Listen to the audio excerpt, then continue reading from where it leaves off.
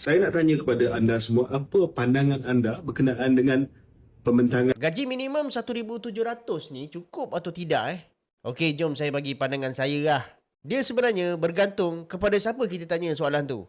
Katalah kita tanya pekerja. Now let's say lah bukan 1,700. Katalah gaji minimum tu diletak pada 2,000, even 2,500. Saya yakin kebanyakan pekerja still akan cakap tak cukup. Lagi satu, kalau kita tanya dekat kawasan luar bandar, dekat kawasan kampung, 1,700 ni cukup tak? Mungkin dia kata okey lah tu 1,700. Tapi kalau kita tanya dekat kawasan bandar, pekerja akan cakap tak cukup. Kalau kita tanya majikan pula, majikan akan cakap okey lah tu 1,700 cukup lah. Dalam keadaan ekonomi sekarang, itulah bayaran upah minimum yang aku sanggup bayar dan aku boleh bayar. Kau nak naikkan lagi kepada 3,000?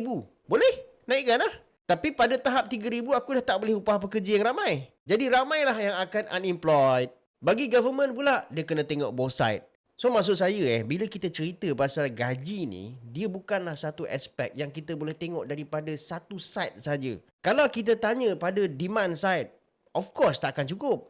Kalau kita tanya pada supply side, dia akan cakap 1,700 pun aku dah sengkit nak bayar ni. So dia adalah something yang kita kena tengok daripada supply and demand side. Adakah 1,700 itu mencapai keseimbangan pada level di mana itulah minimum yang majikan mampu dan sanggup bayar, dan itulah level paling minimum yang pekerja sanggup bayar? There is no concrete and firm answer whether that 1,700 itu cukup ataupun tidak. Lagi satu, 1,700 ni, angka ni datang dari mana? 1,700 ni adalah satu angka yang ditentukan oleh NWCC ataupun National Wage Consultative Council. Dalam NWCC itu ada wakil majikan, ada wakil pekerja. Satu pihak saja tak boleh tentukan 1,700 tu.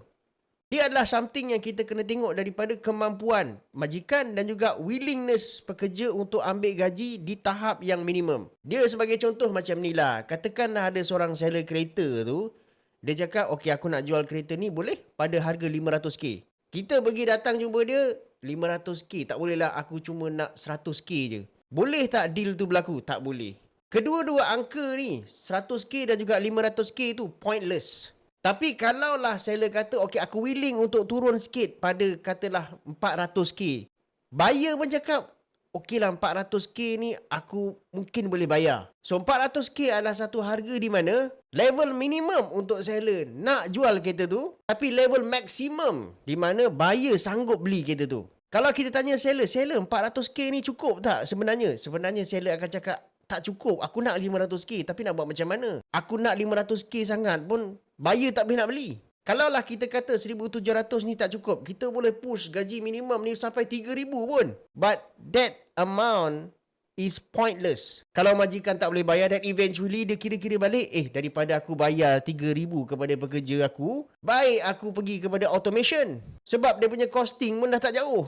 Jadi kesimpulan pada saya, 1,700 ni adakah dia cukup atau tidak, dia bergantung kepada siapa yang kita tanya. Sebab between employee and employer, dia punya objektif terhadap gaji tu berbeza. Tapi yang penting sekali, 1,700 itu adalah level minimum yang sanggup dibayar dan diterima, dan itulah titik keseimbangan antara majikan dan juga pekerja. Assalamualaikum.